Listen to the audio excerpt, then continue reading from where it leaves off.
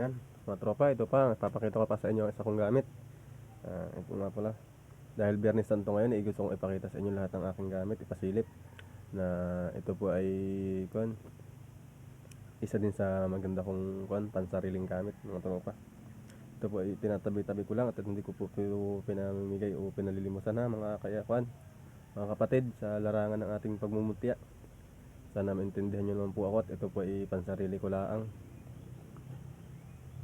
Ito po mga tropa. Dahil Biyernes Santo ngayon, talagang gusto kong ipakita lang sa inyo at ito po ay isa sa mga talagang mga iniingatan kong gamit. Ito mga tropa. Ito isa sa magandang tikutik kong gamit yan.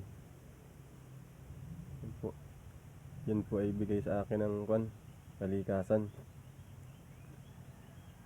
Yan. Nagkaloob din po sa atin. Dahil po ngayon ay Biyernes Santo ay labasan po ang mga gamit-gamit ngayon, mga mutya-mutya. Dahil ngayon din nga po ay Biyernes Santo ay ngayon po ay may maraming testingan. Testingan po sila ngayon ng mga gamit. Ito po ay base lang po sa mananiniwala. Kung kayo po ay naniniwala sa mga ganitong usapin ay share nyo po ang ating video ito nang laman din po ng iba. Ito po mga tropa. Kaya po ay mabisa. Yan po ang gamit talaga namin sa ginagamit namin pansabong. Yan mga tropa. Kita nyo naman po. Panghugis na hugis niya po, pang manok talaga. Ito po yung palong niya. Ito po yung pinakantuka niya. Para po yung ulo ng manok mga tropa. Yan. Ganda nyo naman po.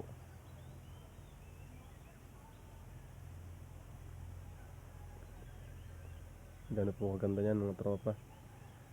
Isa na po sa magnanais. Yan po talaga pansarili lang. Yan po. Sa mga gusto naman po dyan, pwede naman pong ipaghanap dito. Comment lang po. Yan po dito po to sa Mindoro mga tropa. Taga Mindoro nga po pala ang inyong katropa.